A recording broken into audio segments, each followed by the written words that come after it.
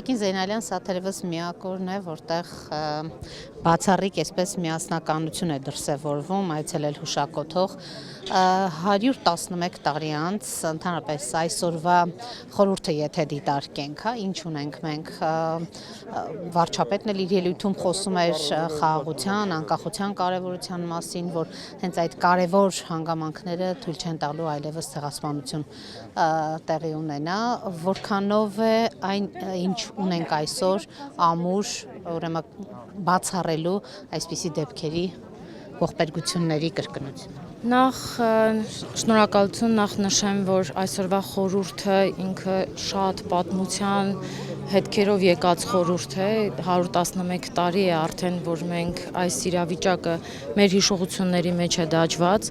մենք գալիս ենք այստեղ հարգելու եւ ապացուցելու, որ մեր հիշողությունները երբեք չեն սպանվում, այլ մենք ընդունում ենք, որ նաեւ ապացուցում ենք, որ արդարությունը երբեք չունի վաղեմության ժամկետներ։ Այս պատմության դասերը քաղելով պետք է բոլորս միասին հասկանանք, որ համերաշխությունը դա ավելի կարևոր է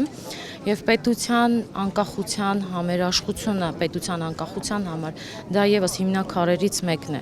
որպեսզի պետության եւ պետականության ամրություն ունենանք, առաջինը պետք է հասկանանք մեզ խաղաղության հետքերով ուր ենք գնալու, նաեւ հաշվի առնելով պատմության դասերը չկրկնելու եւ չկրկնվելու համար։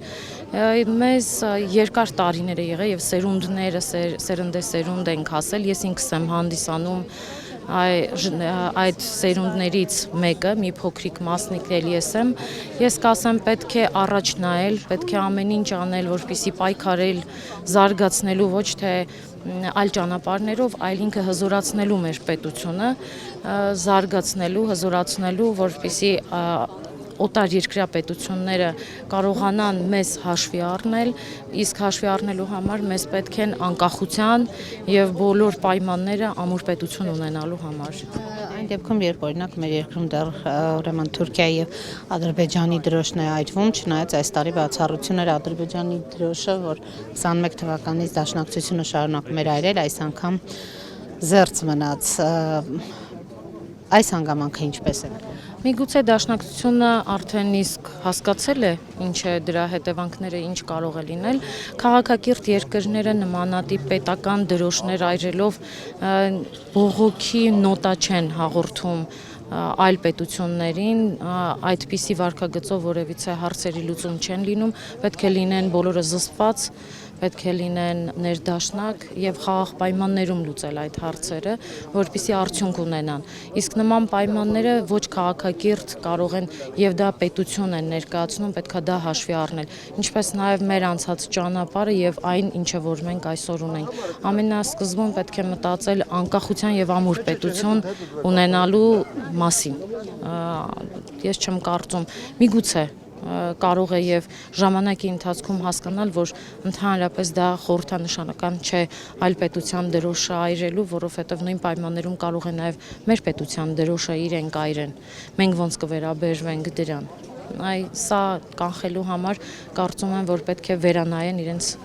կատարած արարքները։ Արդարության վերականգնման կոչերը ձեզ համար նույնպես անընդունել են վարչապետի ուղերձում այսօր հենց դա։ Գիտեք, կոչերով հանդես գալը արդարության իր շատ նուրբ եւ զգայուն հարց է։ Այսօր կարծում եմ, որ մեր պետությունը մի փոքր զարգանալու եւ առաջ գնալու անհրաժեշտություն ունի։ Այսօրվա ուժերի վերադասավորվածությունն էլ մի փոքր տանում ենք, այսօրվա խորհրդանիշը նաեւ քաղաքական դաշտ, նաեւ պետք է վերանայել դասավորվածությունները եւ յուրաքանչյուրի ծրագիրը նախընտրական եւ հասկանալու թե ուր են տանում պետությունը։ Այս խորհրդանշական հանգամանքները հաշվի պետք է առնել եւ ամենաառաջնայինը պետք է զարգացնել։ Հետագայում դա կարելի է միջազգային ատյաններում քաղաքակիրթ երկիր ներկայանալ եւ պահանջները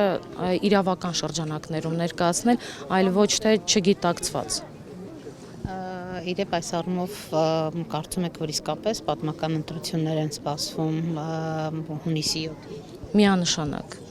այլ կարծիք չունեմ, որովհետև այստեղ գոյության եւ գոյաբանության մասին է մեր պետության եւ պետականության, պետք է յուրաքանչյուրս պատասխանատու լինենք մեր ընտրության, մեր քվեի նկատմամբ։ Պետք է հասկանալ, թե մենք ինչ ենք ուզում՝ պետություն, թե ինչ որ ոչ պետություն։